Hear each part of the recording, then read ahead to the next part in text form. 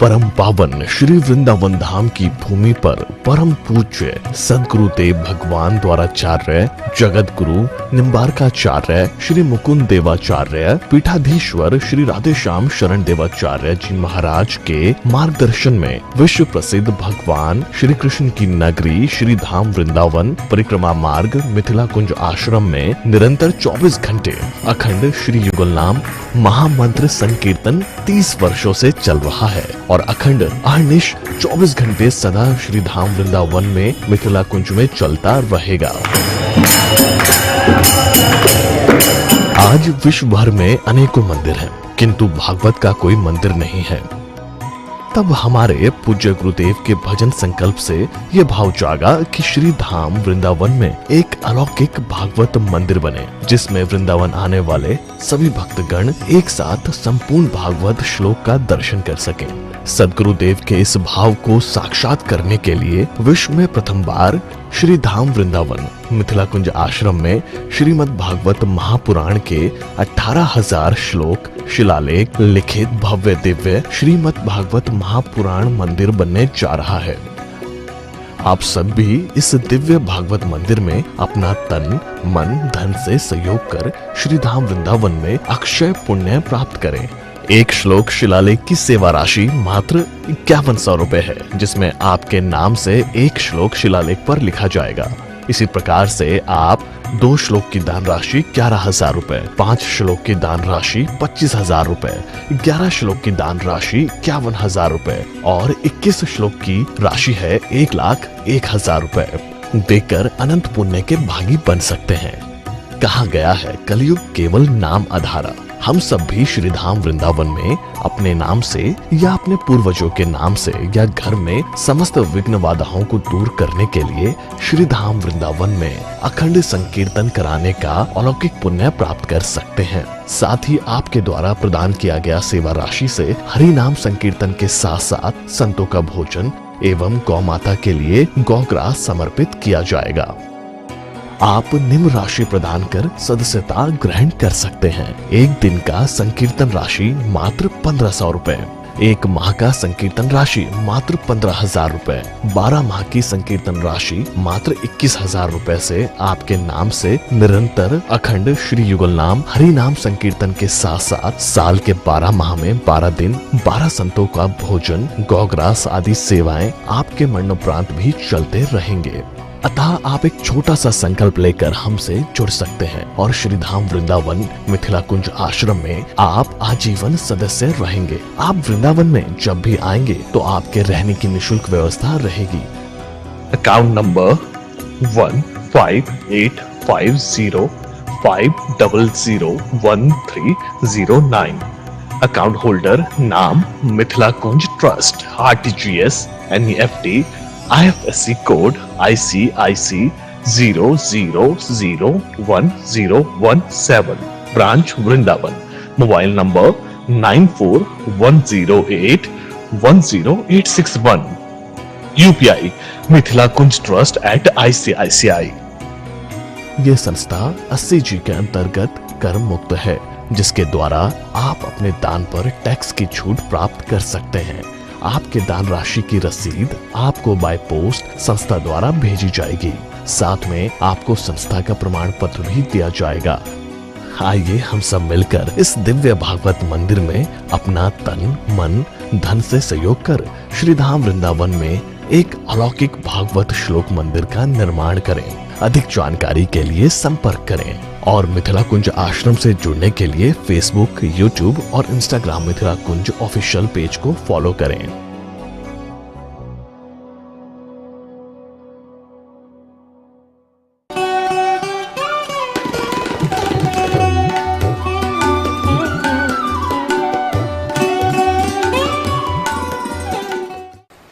गोविंद जय जय गोपाल जय जय।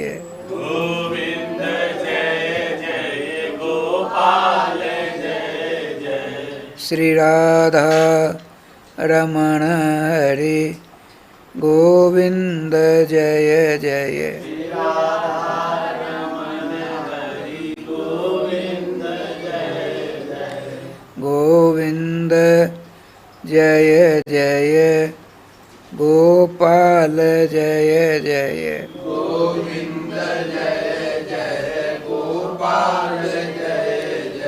श्री राधा रमण हरि गोविंद जय जय श्री राधा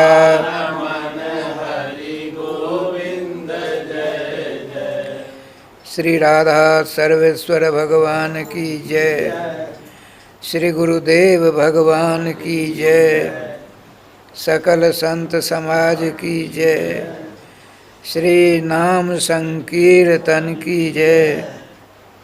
श्रीमद्भागवत महापुराण की जय।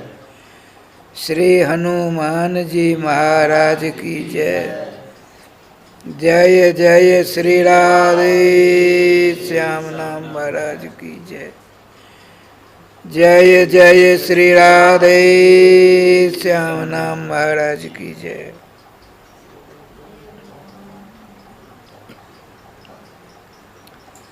परमादरणीय भगवत चरणानुरागी श्रोता समाज, आपको भली भांति यह विदित है कि धाम सम्राट श्री वृंदावन में मिथिला कुंज के माध्यम से एक अभूतपूर्व कार्यक्रम का आयोजन निकट भविष्य में होने जा रहा है। वैशाख शुक्ल पक्ष एकादशी बृहस्पति, तदनुसार 12 मई 2022 ईस्वी मध्याह्न 12 से 3 के बीच में परम सम्मान्य उत्तर प्रदेश तीर्थ विकास परिषद के उपाध्यक्ष स्वनामधन श्री शैलजा कांत मिश्र के पावन कर कमलों द्वारा श्रीमद् भागवत महापुराण के 18,000 श्लोकात्मक 18,000 श्लोक शिलालेख सहित मंदिर का शिलान्यास होने जा रहा है। आप सबके सब सादर आमंत्रित हैं, आकर उसमें भाग लेने का कष्ट करें। प्रसंग चल रहा है समस्त सुख शांति आनंद प्राप्त करने के जितने साधन हैं, वेदों में, उपनिषदों में, महाभारत में, वाल्मीकि रामायण में, 18 पुराणों में, समस्त स्मृति ग्रंथों में सुख शांति आनंद प्राप्त करने के जितने साधनांतर हैं, प्रायः सब के सब शापित हैं इस कलयुग में, और शक्तिहीन भी हैं। भगवान सर्वेश्वर श्याम सुंदर ने इन सबों की शक्ति निकालकर अपने नाम में अवस्थित कर दिया है। अतः हमको, आपको, सबों को खाते पीते सोते बैठते चलते फिरते हर हमेशा अपने परम प्रिय सखा, दोस्त, मित्र कौन है आपके? तो तिरुमलाराम भगवान श्याम हैं। आप उनको भूल चुके हो।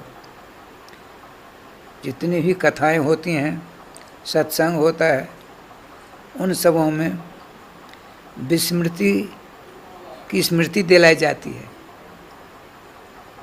यही बात है। हम स्वभाव से जैसे आग का क्या स्वभाव है, पानी का क्या स्वभाव है, बताते हैं। शीत स्पर्श बत्याप, जिसका स्पर्श ठंडा प्रदान करे उसका नाम पानी है। और उसका स्पर्श तेजा, जिसका स्पर्श गर्माहट प्रदान करे उसका क्या नाम है? आग। तो अपना क्या स्वभाव है? अपने मित्र को भूलना। उस अपने मित्र की जगह पर जो परम दुश्मन है, कटु सत्य बात करना कटु होती है। अपनी पति को हम अपना मित्र समझते हैं, अपनी पत्नी को अपना मित्र समझते हैं, अपने लड़के बच्चे कुटुंब परिवार को अपना मित्र समझते हैं। अरे बाबा, देवी दुर्गा भगवती चंडी काली सूर्य गणेश आदि को भी हम अपना मित्र समझ बैठते हैं। ये सब मित्र नहीं है, सब दुश्मन है।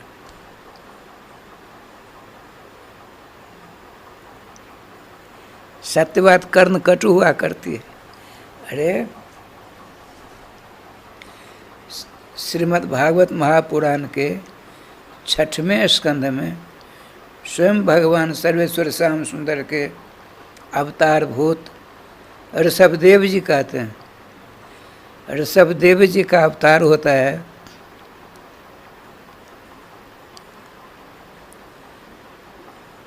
महाराज धीराज चक्रवर्ती सम्राट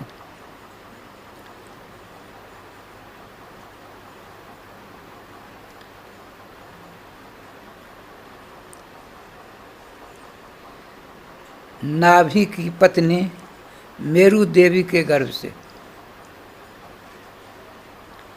बचपन से ही अरे भगवान के अवतार हैं, बड़े प्रभावशाली हैं। इनके प्रभाव से देखिए, अभी मैंने क्या कहा, जितने देवी देवता सब आपके शत्रु हैं। जब श्रीमान परीक्षित जी 59 वर्ष 11 महीना 23वां दिन की अवस्था होती है। अब मालूम पड़ गया मुझे सांप लगा है, सबको छोड़ छाड़ करके पूर्व वाहिनी माँ गंगा जी की दक्षिण तीर्थ पर बैठे हैं। सर्वविदित बात है। इस बात को सुनकर देवर्षि ब्रह्मर्षि राजर्षियों का भरमार हो गया। आपने प्रश्न किया, किसी को यह मालूम पड़ गया कि मेरी मौत 7वें दिन होगी, उसको कौन से देवता का नाम लेना चाहिए, कौन से देवता का ध्यान करना चाहिए, कौन से देवता के चरणों की अर्चना पूजा सेवा शुश्रूषा करनी चाहिए, या इससे विपरीत बात हो तो बताने का कष्ट करें। वहाँ एक तो महात्मा थे नहीं, अनगिनत थे। विवाद छिड़ गया, समय सीमित है। आपने सिंहासन की व्यवस्था कर रखी थी, जिस महात्मा की बात समूह द्वारा समर्थित हो जाएगी, वे जब तक मेरा जीवन है तब तक सत्संग अमृत महामहोदधि में अवगाहन कराते रहेंगे। यह उनका उद्देश्य है, राजर्षि सतम पर्षि जी का। लेकिन आपने देखा, मुझको अक्षम और जोग समझ करके मेरे प्रश्नों का समाधान ये जगतबंदी साधु संत नहीं कर पा रहे हैं। आपने सोचा, जब मैं अपनी माँ के पेट में उत्तरा जी के पेट में था तो द्रोणाचार्य के पुत्र अश्वत्थामा के ब्रह्मास्त्र से मैं जलकर राख हो गया था। मेरी माँ ने भगवान सर्वेश्वर श्याम सुंदर की शरण ली। उन्होंने जो मैं जल गया था मुझको जीवन प्रदान किया, और जब तक मैं गर्भ में था तब तक मेरे साथ रहे। अब धरातल पर वो नहीं है, लेकिन उनका परम पावन नाम तो है। नाम की शरण ली किसने? श्रोत्र श्रेष्ठ परीक्षित ने। राधे कृष्ण कृष्ण कृष्ण राधे राधे, राधे श्याम श्याम श्याम राधे राधे। जो है आपने नाम उच्चारण किया, नाम में क्या गरिमा है, क्या विशेषता है, क्या प्रभाव है, क्या शक्ति, क्या पौरस, क्या सामर्थ्य है, सो देखिए।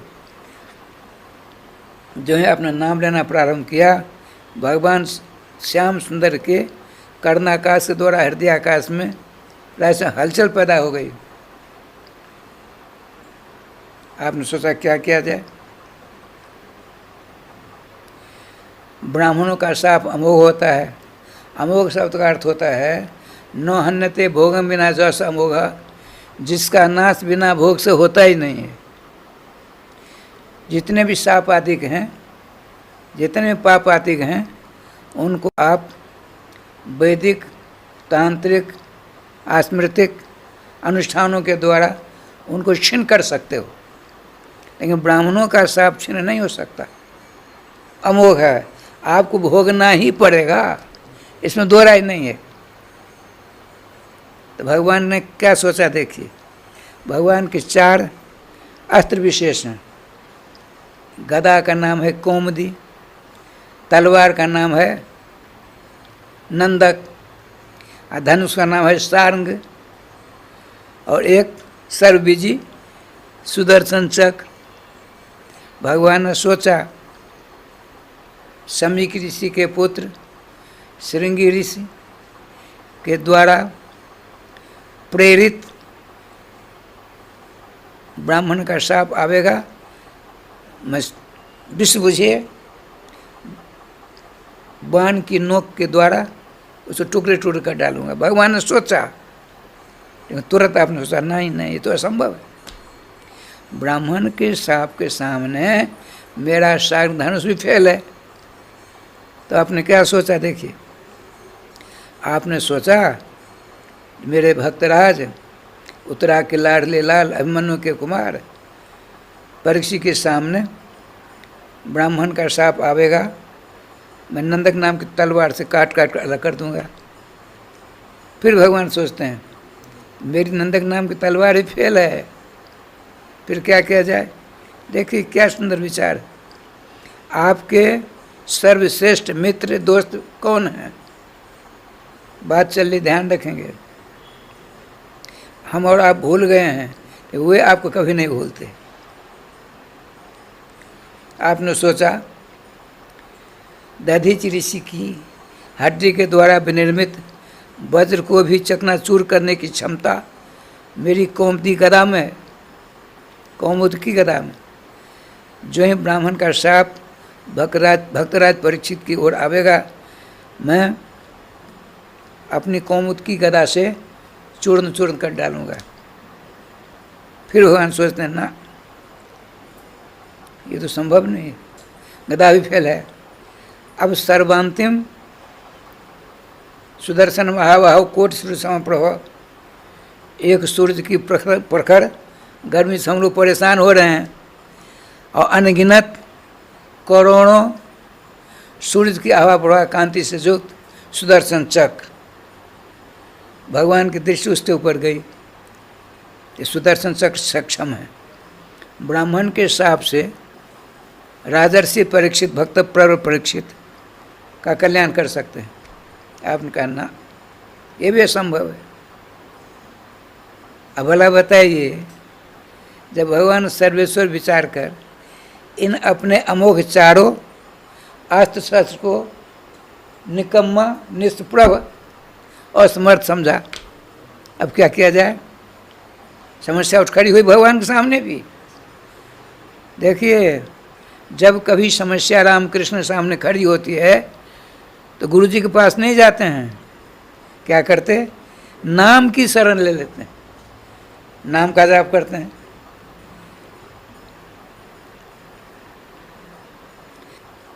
बिहारी जी का बगीचा है ना, बिहारी जी का बगीचा निम्बार विद्यालय के सामने, वहाँ गोपाल जी का मंदिर है,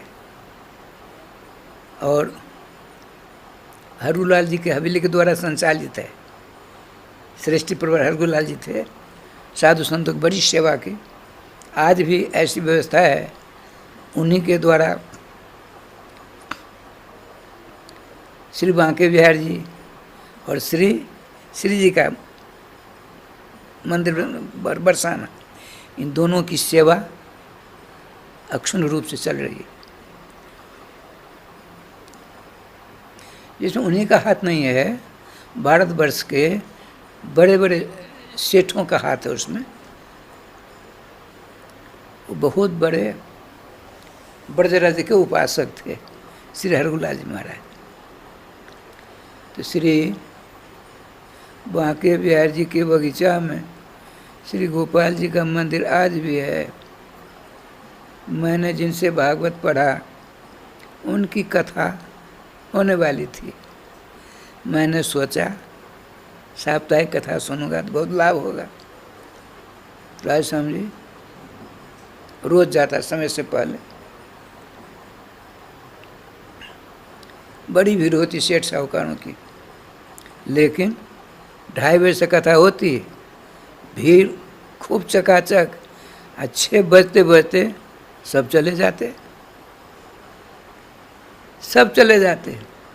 हम कितने बज के 6 या 7, एक स्वयं गुरु जी, कथावाचक, महंत जी, पुजारी जी, 2 विद्यार्थी और एक मैं।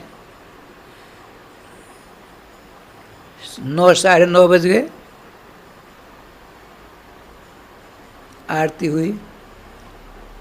मैंने निवेदन किया, गुरु जी क्या खचाखच भरी हुई थी सभा, सब चले गए। 6 बजे, साढ़े 9 10 बज रहे हैं।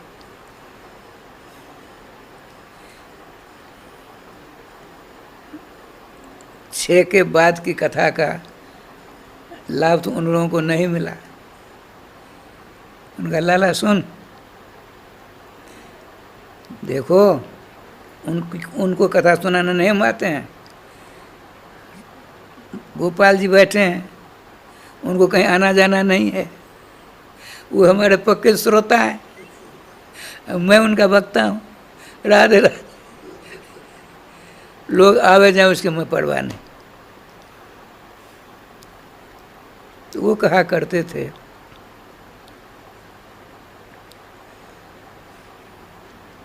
भगवान श्री श्याम सुंदर जब अपने को असहाय असमर्थ समझते हैं, असहाय समझते हैं और समर्थ समझते हैं भगवान अपने आप को, तो क्या करते हैं, भक्त की शरण लेनी पड़ती है।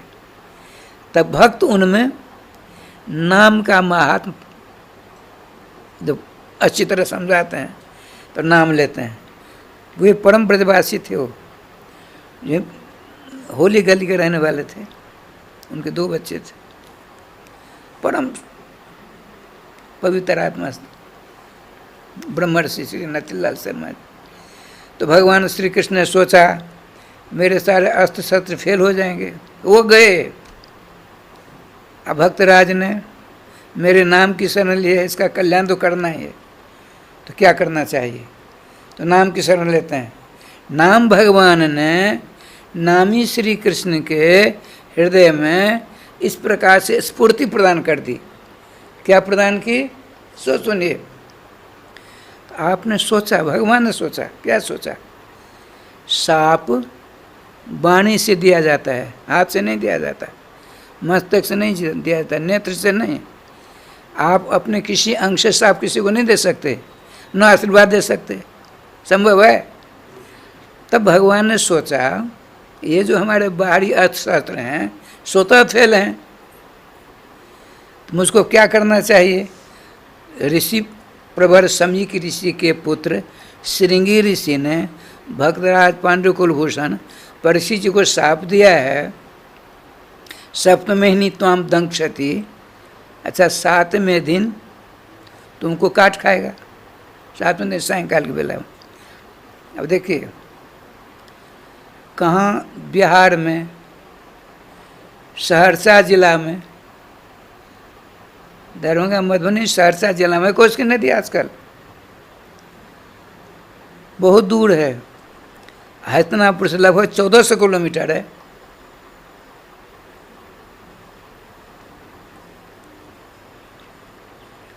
वहाँ स्थापित हो जाते हैं 7वें दिन, सप्तमेहिनी, सप्त है में है, सप्त मान 7 होता है, अष्ट मान 8 होता है, में कहाँ से आ गया, सप्त में है, सप्त मान 7, अब में क्या चीज़ है भैया। यदि देखिए सोच, श्रीमद् भागवत महापुराण बड़ा विलक्षण। समीक ऋषि जी के पुत्र श्री श्रृंगी ऋषि के द्वारा शाप लगा कि 7वें दिन आपको मेरे गले में आपने जो सांप गेरा है वही तक्षक बन के 7वें दिन सायंकाल में आपको काट खाएगा। 14 कोस का अंतर है। परीक्षित जी चले गए।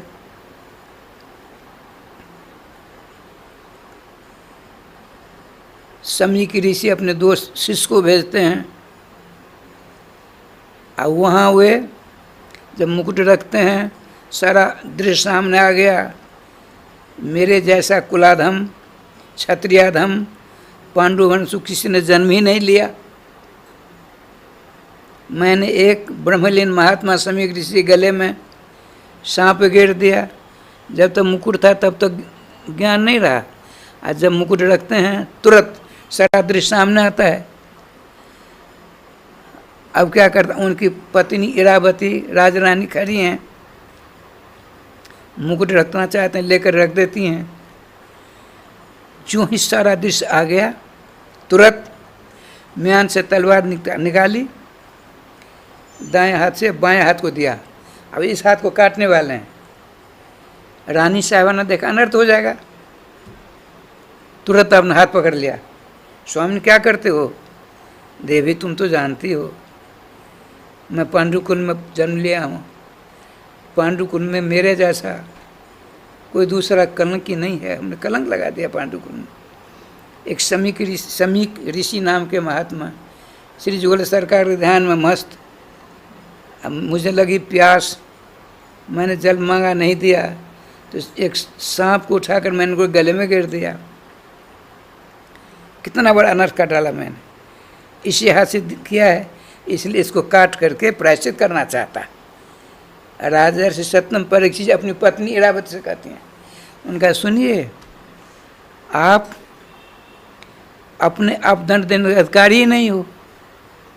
जिस क्षत्रिय को ब्राह्मणों के द्वारा राज्याभिषेक होता है, वह शरीर उसका नहीं होता, वह राजा प्रजा का हो जाता है।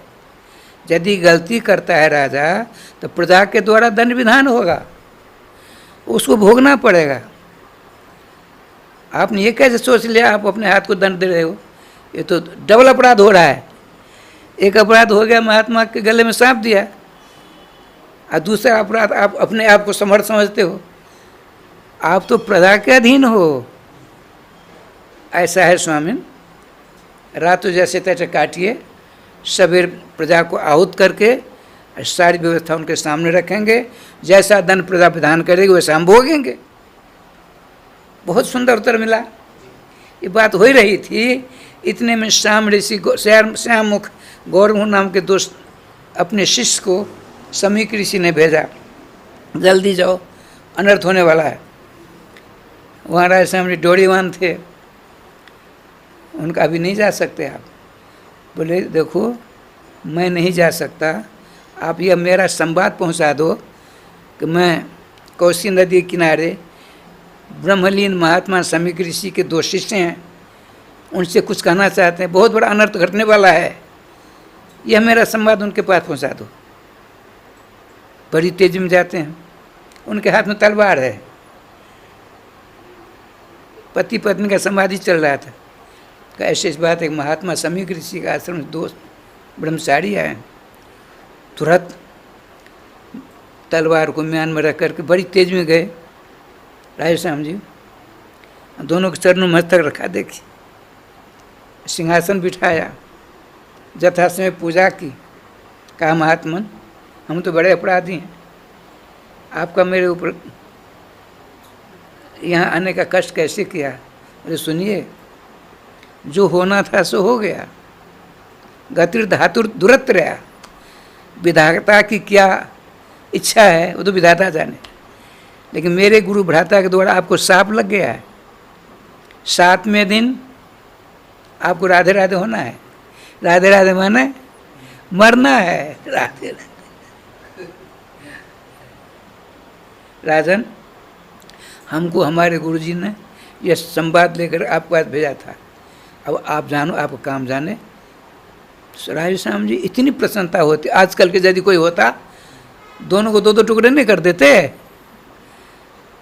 हम राजा हैं, नरानाम च नराधिप में भगवान श्री कृष्ण घोषणा है, मनुष्य में सबसे ईश्वर कौन है मनुष्यों में?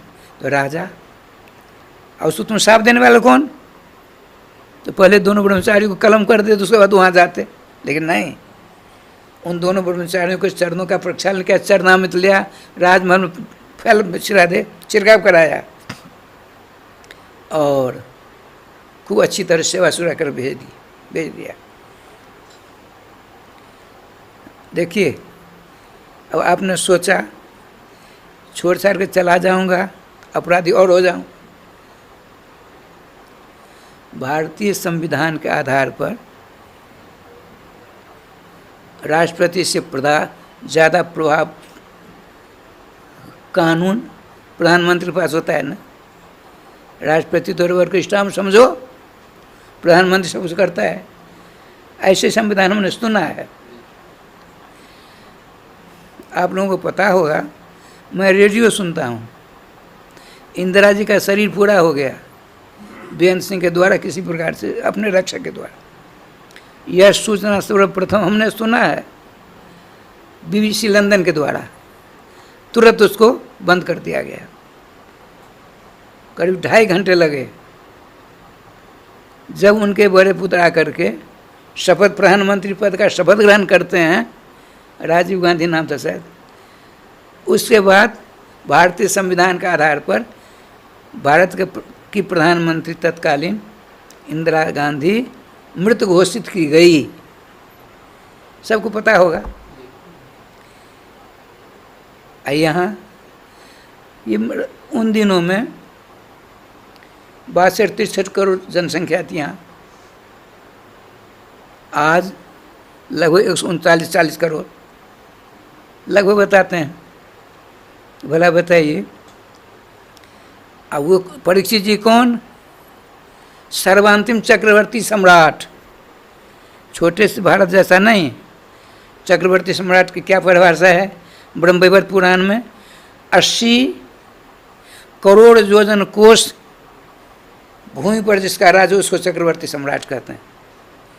1 योजन 4 कोष का होता है। 80 करोड़ को 4 से गुना कर दीजिए, 80 करोड़ योजन माने सारी पृथ्वी पर चक्रवर्ती सम्राट परीक्षित जी का शासन था। अब यूं ही चले जाएंगे सब कुछ छोड़ छाड़ करके, अपराधी नहीं होंगे तो 7 दिन में कैसे होगा? 7 दिन में कथा सुनी उन्होंने। ऊर्ध्वम तु सर्वलोके वैकुंठ संप्रकृततः। जितने धामांतर हैं देवी देवताओं के, सर्वश्रेष्ठ धाम है महावैकुंठ धाम। ऊर्ध्वम तु सर्वलोकेभ्यः, समस्त लोकांतरों से ऊपर महावैकुंठ धाम है।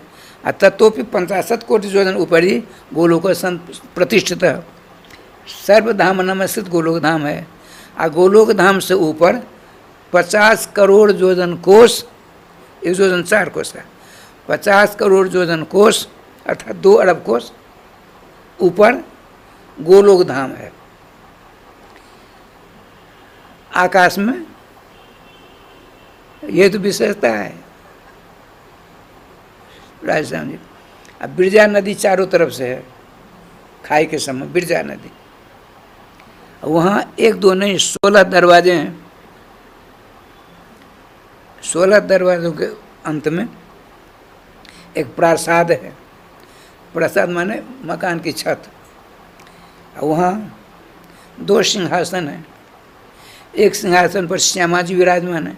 श्यामा जी माने राधा रानी। एक सिंहासन श्याम सुंदर। एक सिंहासन पर गौर सुंदरी श्री किशोरी मणि। एक सिंहासन पर नीलमणि हमारे श्याम सुंदर। अब देखे क्या लीला होती है। श्री रासेश्वरी राधा रानी के करार बिंद के ऊपर एक लीलासुख नाम का तोता है, उसका नाम है लीलासुख। ये सुखदेव जी बात सुना रहा हूँ। श्री श्याम सुंदर के करार बिंद पर है एक तोती। श्याम सुंदर के करार बिंद पर बैठी है तोती, और राधा रानी के करार बिंद पर बैठा है तोता। भगवान श्याम सुंदर के कर कमलों पर बैठी जो तोती बड़ी मुखरित है, बड़ी बात चाल है। बहुत सी माताओं में राधे श्याम हमेशा कुछ बोलती रहती, आदत से लाचार रहते हैं। उन्हीं का दोष नहीं है, अपने यहाँ भी है, आपके पुरुष में भी है। ठाकुर जी का विधान किसी का दोष नहीं है।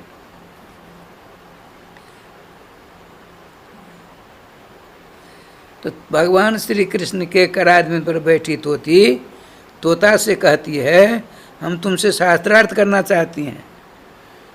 भगवान का सुन तोती, तू नहीं जानती है, बड़ा पढ़ा लिखा विद्वान है, तू उतनी विदुषी नहीं हो, तुमको हरा देगा वो। श्याम सुंदर आप चुप रहिए। भगवान श्याम सुंदर को वो तोती कहती, आप चुप रहिए, हम इसको हरा कर छोड़ेंगी। श्री किशोरी मणि मुस्कुरा रही। देखो तोता ने कहा, क्या बात है तोती, बोलो। तो हमारे श्याम सुंदर तुम्हारी श्री जी से बहुत बड़ी ताकतवर है, बहुत बड़ी ताकत इनके पास। देखिए दोनों में क्या होता है। ये कहती है तोती, हमारे कृष्ण गिरिधरे छिलो, 32 कोस लंबा, 22 गर्ग संहिता में है गिरिराज जी के वर्णन में, 32 कोस लंबा, 22 कोस चौड़ा, 7 कोस ऊंचा है गिरिराज गोवर्धन। तो तोती कहती है, हमारे श्याम सुंदर ने बाएं हाथ की कान छोटी उंगली पर 7 दिन 7 रात तक गिरिराज को धारण किए रखा, इसीलिए तुम्हारी रासेश्वरी राय रानी से हमारे श्याम सुंदर बलवानों में श्रेष्ठ हैं। मुस्कुराता हुआ तोता ने कहा, तुम नहीं जानती हो, बावड़ी हो। हमारा राधा शक्ति संचारी लो नेले पाड़वे के नो। हमारी रासेश्वरी राय रानी ने तुम्हारे श्याम सुंदर के करारविंद में शक्ति प्रदान किया था, इसीलिए वे तुम्हारे श्याम सुंदर इतने लंबे चौड़े गिरिराज गोवर्धन को उठाने में समर्थ हुए। इनसे नहीं होने वाला था। भगवान श्याम सुंदर उसकी चोंच पकड़ ली, चुप हो जा। और राय श्याम जी छटपटा रही है, अब छोड़ो छोड़ो, हम इसको परास्त करके छोड़ेंगे। रासेश्वरी ने कहा, श्याम सुंदर कौतुक चलने दोनों, आप क्या बिगड़ता, करना दो कौतुक, अब सुनते चलिए। अब वो कहती है, हमारे कृष्ण मदन मोहन, हमारे श्री कृष्ण ने मदन के ऊपर विजय प्राप्त की थी। श्रीधराचार्य जी महाराज श्रीमद् भागवत महापुराण के संस्कृत के 74 टीका हैं, जिनमें सर्वप्रथम टीकाकार हैं श्री श्रीधराचार्य जी महाराज। उन्होंने लिखा है, ब्रह्मादि जय समरूढ़ दर्प कंदर्प दर्पहा जयति श्रीपति गोपी रासमंडल मंडित। कामदेव ने चतुरंगी सेना लेकर और हाथ में विजय ध्वज लेकर चक्कर काट रहे हैं श्री राधे। श्रीधराचार्य जी कहते हैं, कामदेव ने समस्त देवताओं के ऊपर, ऋषि मुनि महर्षियों के ऊपर विजय प्राप्त कर ली।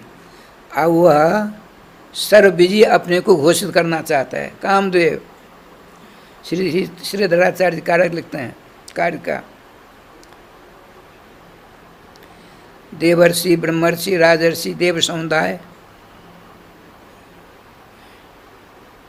ब्रह्मा विष्णु शंकर के ऊपर विजय प्राप्त करके इतना गर्वीला हो गया था, घमंडी हो गया था राय श्याम जी, विश्व विजय अपने घोषित करने के लिए चक्कर काट रहा था।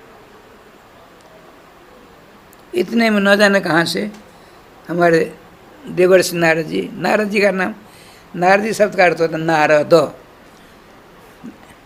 नार कहते हैं अज्ञान को, नार कहते हैं पानी को, नार कहते हैं घास को, नार कहते हैं धूप को।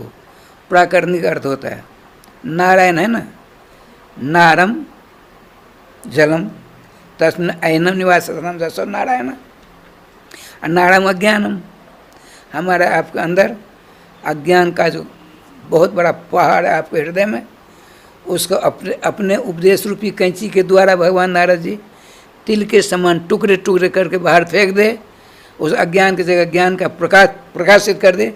उसका नाम है नारद। नारद जी ने देखा ये सर्व विजयी होना चाहता है, ये वज्र मूर्ख है, नहीं जानता है, इसके अज्ञान को जरा दूर करूं। सामने आ गए। अच्छा देवर्षि आओ, देखो मेरी भुजा में खुजार मच रही है, हमसे युद्ध करो। नहीं, किसी योद्धा का पता बता तो तुम चक्कर काटते हो। देवर्षि नारद जी ने कहा, वीरवर, जो एक नंबर का योद्धा होता है उसकी प्रतिज्ञा होती है, रणांगण में जिसने पीठ दिखा दी उससे जीवन भर नहीं लड़ता है। यह बात भागवत जी के उत्तरार्ध में मगध के राजा जरासंध ने भगवान कृष्ण से कहा था। भगवान कृष्ण से कहा था, जब श्री कृष्ण, श्री बलराम जी और श्री भीमसेन जी गए थे ना युद्ध की, मल युद्ध की भिक्षा मांगने के लिए, तो भगवान का अपना जरासंध का अपना परिचय दो, हमसे डर कर तुम लोग आए हो, हम वचन देते हैं जो तुम चाहोगे हम दे देंगे, लेकिन तुम पहले अपना परिचय दो। हमने वचन दे दिया। भगवान ने कहा, देखो ये हैं पांचों पांडवों के दूसरे पांडव गदाधारी भीम, ये हैं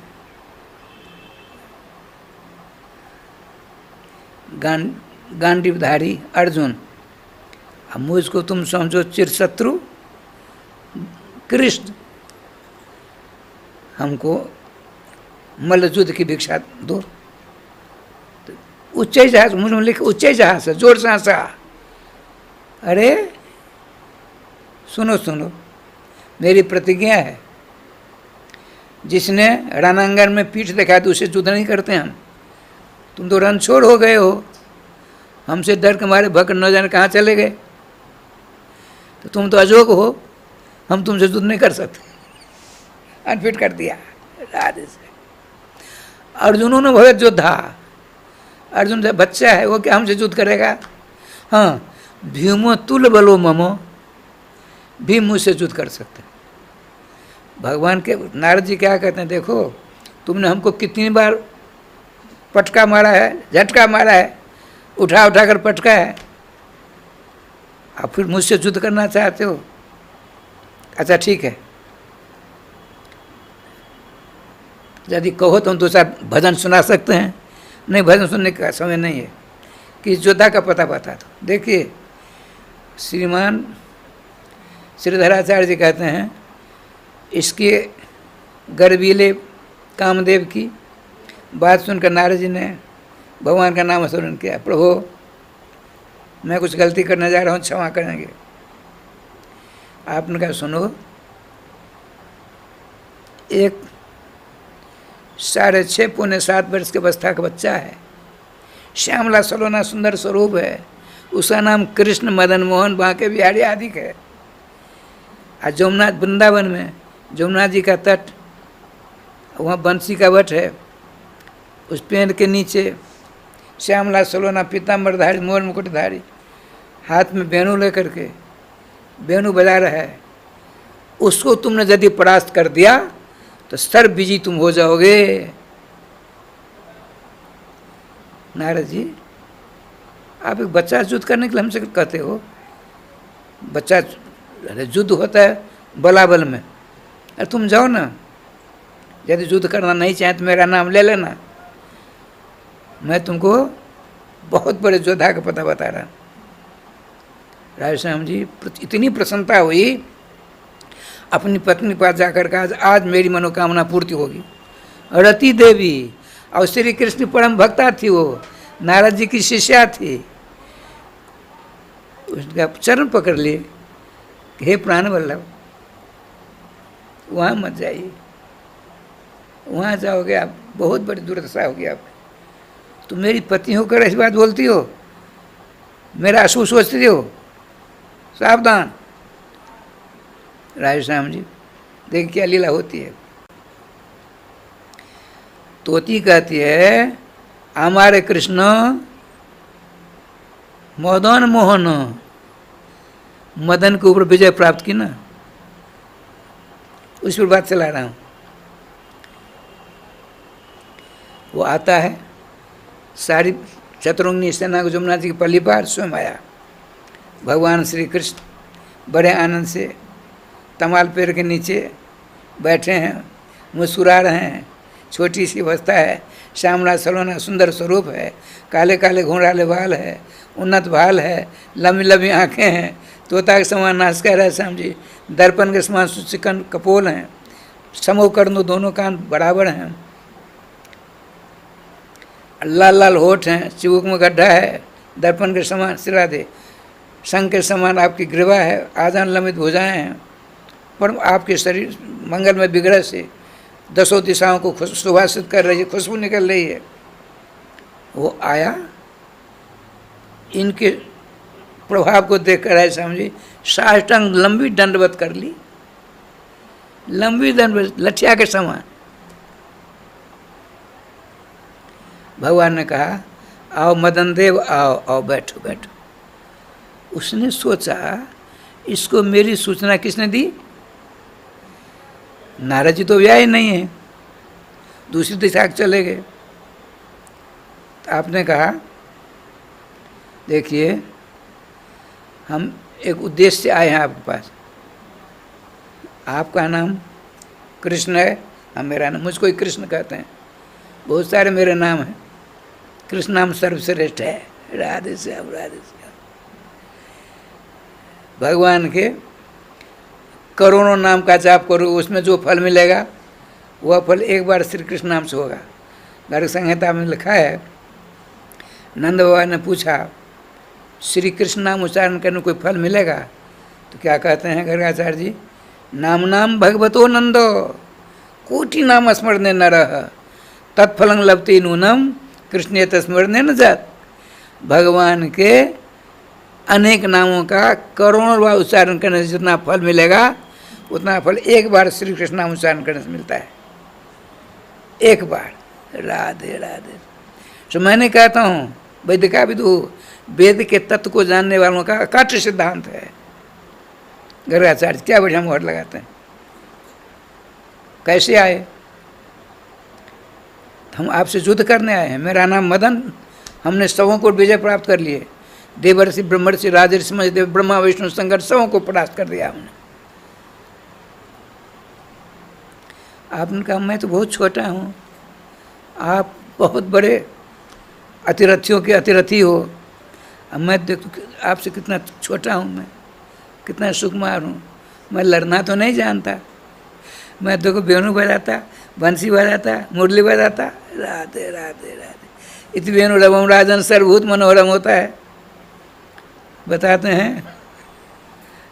भिंदन नंद भिटा समितकृत परम कुर्बन मोहस्तुम वरम ध्यानादंतर्जन चंदन मुखान विस्मापयन वेदसम और सुक्या बल भिड़ बलिम चटुलियन भोगिंद्रमा घूर्णयन भिंदन नंद कटा भित्तिम अवतो बभ्राम बंशी ध्वनि। भगवान श्री कृष्ण की बंशी ध्वनि क्या करती? तो बादलों को जो बजती है ना ध्वनि, बादलों को तितर बितर कर देती है। सर्वश्रेष्ठ गधया गवैया में देवताओं के गवैयों में सर्वश्रेष्ठ कौन है? तुम्बुरु।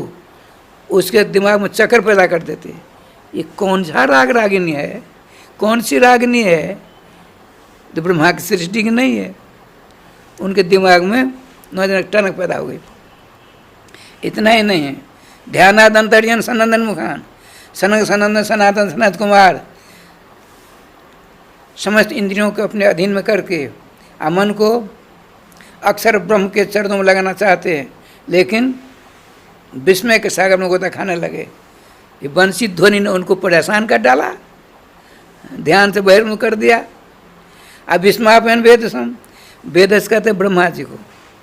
ब्रह्मा जी भी घबरा गए, अरे राम राम, मेरी सृष्टि की ध्वनि नहीं है, कहाँ से आ गई? वो मीमांसा करने बैठ गए। और सुक्या बल फिर बलिम चटुलियन, अतल वितल सुतल लोक में महामना बलि जी बैठे हैं, श्री कृष्ण नाम का जाप कर रहे हैं। रायश्याम नाम छूट गया, वो कहाँ चक्कर काटूं उस पता ही नहीं चल रहा है। भोग निर्मा घुड़नयन, 1000 फन वाले भगवान शेष, वो भी चक्कर काटने लगे। ये ध्वनि कहाँ से आ गई? राधे राधे।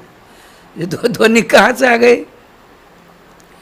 भिन्नन्नट कटा भित्तिम, अब तो अनंत ब्रह्मांड के समस्त भित्तियों को तोड़ ताड़ करके एक अर्नब कर दिया बंसी ध्वनि ने।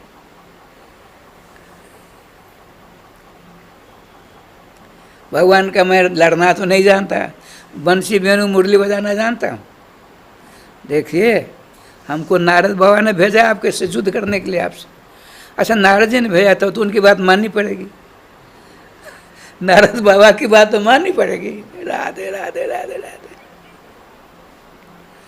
अच्छा, एक बात बताओ, कौन से युद्ध करोगे तुम? कौन सा युद्ध होता है बाबा? अरे किला का युद्ध करोगे कि मैदान युद्ध करोगे? अच्छा, अब दोनों युद्ध की पहले परिभाषा समझाइए। भगवान का तुम इतने बड़े योद्धा हो, युद्ध की परिभाषा नहीं जानते हो तो युद्ध क्या करोगे तुम? ऐसी लतार लगाई श्री कृष्ण ने, उसका अहंकार को तोड़ रहे हैं। कर दर्प कंदर्प दर्प, भगवान श्री कृष्ण नाम है। अच्छा, भगवान ने कहा देखो,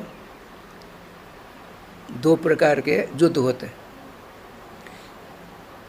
एक आमने सामने युद्ध होता है, उधर लाखों शत्रुओं के सेना है, इधर लाखों अपनी सेना है।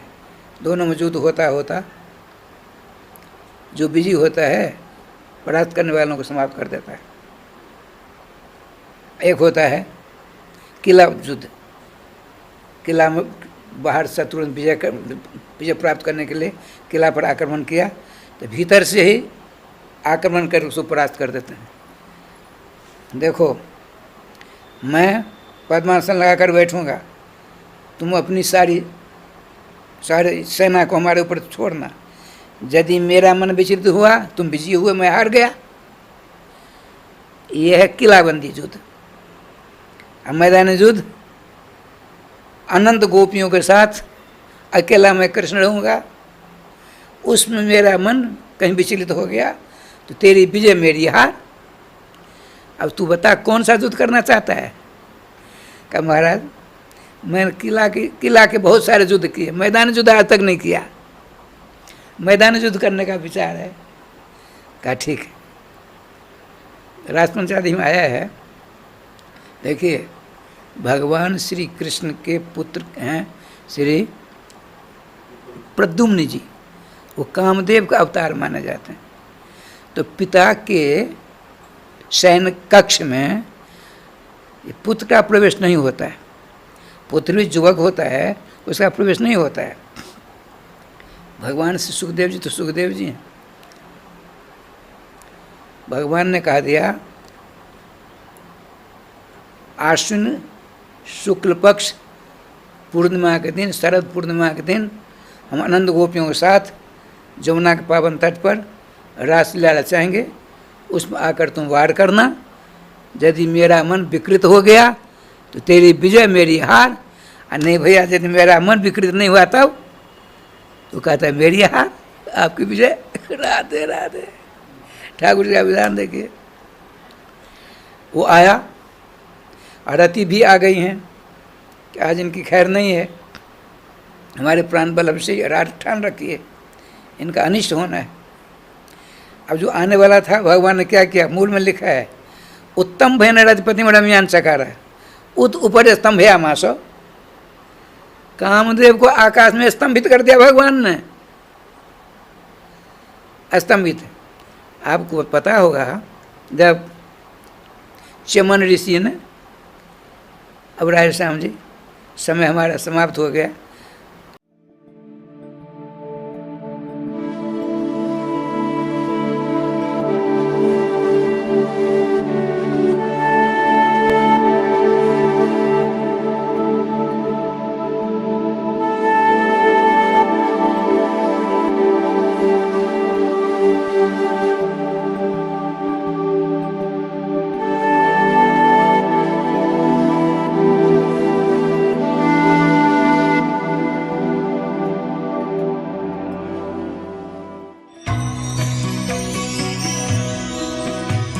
परम पावन श्री वृंदावन धाम की भूमि पर परम पूज्य सदगुरुदेव भगवान द्वाराचार्य जगत गुरु निम्बारकाचार्य श्री मुकुंद देवाचार्य पीठाधीश्वर श्री राधेश्याम शरण देवाचार्य जी महाराज के मार्गदर्शन में विश्व प्रसिद्ध भगवान श्री कृष्ण की नगरी श्री धाम वृंदावन परिक्रमा मार्ग मिथिला कुंज आश्रम में निरंतर 24 घंटे अखंड श्री युगल नाम महामंत्र संकीर्तन 30 वर्षों से चल रहा है और अखंड अहर्निश 24 घंटे सदा श्री धाम वृंदावन में मिथिला कुंज में चलता रहेगा।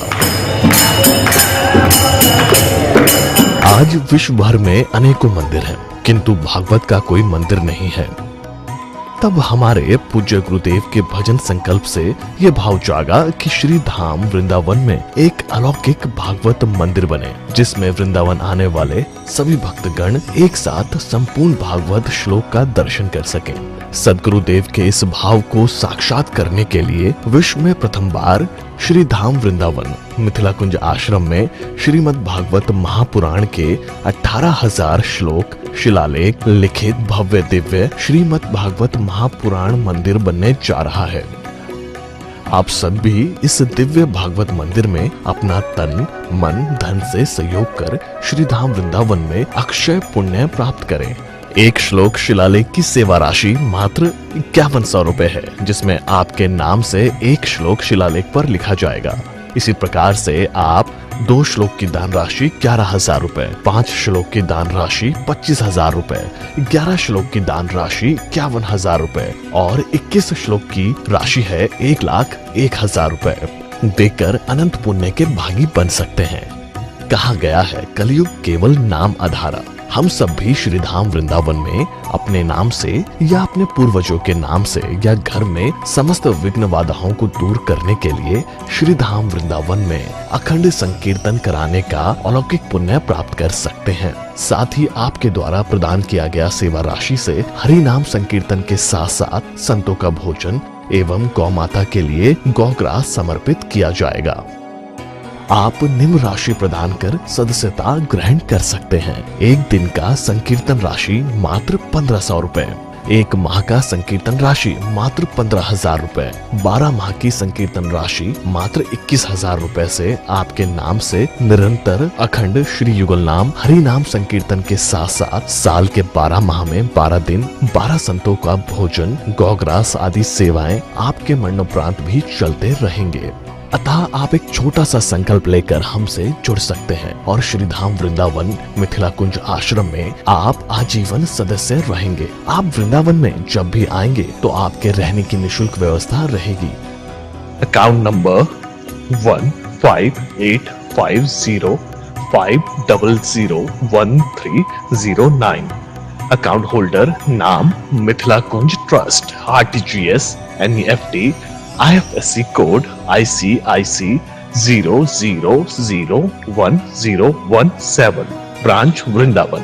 Mobile number 9410810861।